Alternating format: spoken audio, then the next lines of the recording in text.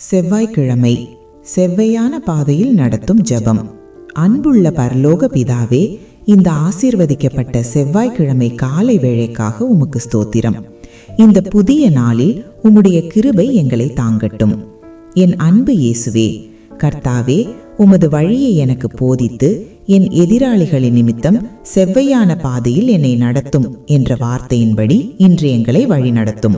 வாழ்க்கை பயணத்தில் நாங்கள் எந்த பாதையில் செல்வது என்று திகைக்கும் போது உம்முடைய ஆலோசனையை எங்களுக்கு தாரும்.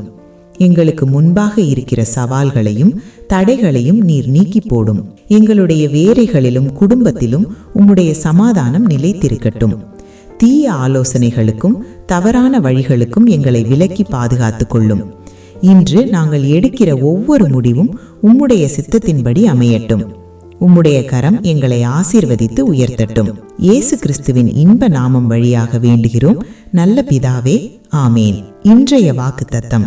ஒருவனுடைய வழிகள் கர்த்தருக்கு பிரியமாயிருந்தால் அவனுடைய சத்துருக்களும் அவனோடே சமாதானமாகும்படி செய்வார். நீதிமொழிகள் 16ஆம் அதிகாரம் 7ஆம் வசனம். மனுஷனை பிரியப்படுத்த முயலாமல் மகா தேவனை பிரியப்படுத்த முயலுங்கள். உங்கள் பாதையில் இருக்கும் முட்கள் கூட மலர்களாக மாறும். இந்த நாள் உங்களுக்கு அமைதியையும் மகிழ்ச்சியையும் தரட்டும். ஆசீர்வாதமான ஜெபத்தை நீங்கள் நேசிக்கும் உறவுகளுக்கு அனுப்பி வையுங்கள்.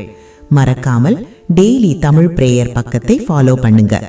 ஒவ்வொரு நாளும் ஆசீர்வாதமான ஜெபங்களையும் பெற்றுக்கொள்ளுங்கள். கர்த்தர் உங்களை ஆசீர்வதிப்பாராக.